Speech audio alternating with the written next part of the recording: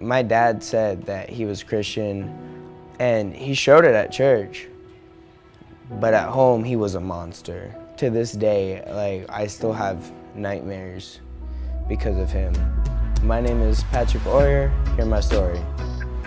Growing up, my mom was there a lot to save us. She was our quote-unquote safe haven. That is until she died. For the next 2 years, my dad turned from a monster into Satan himself. I didn't want to go home from school,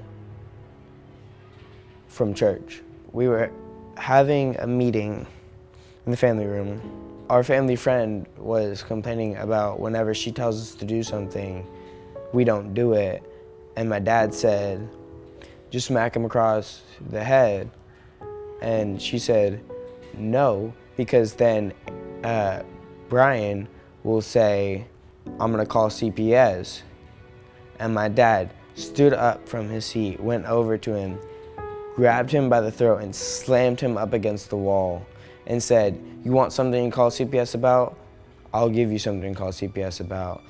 And he had my brother there for a good 2 minutes. It felt like forever. It felt like 2 days, until my sister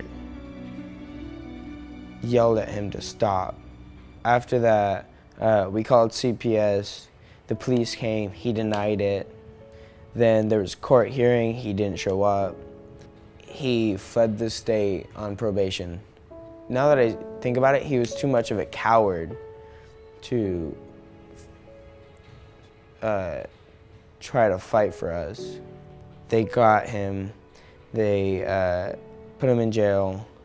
I was 13 at the time, and I thought I was too old for anyone to take me into their home and love me.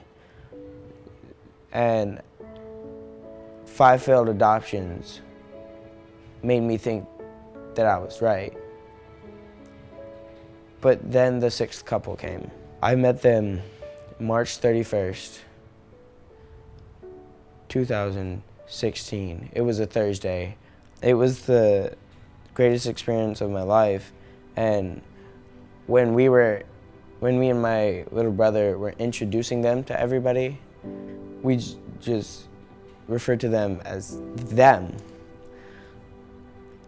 And eventually they were like, hey, why don't we figure out something for you guys to call us instead of them? And I was like, what about mom and dad?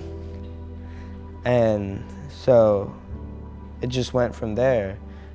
Me getting an adoption made me feel like I could do 25 backflips in a row and run around the entire world and still not be exhausted. If you have a story like mine,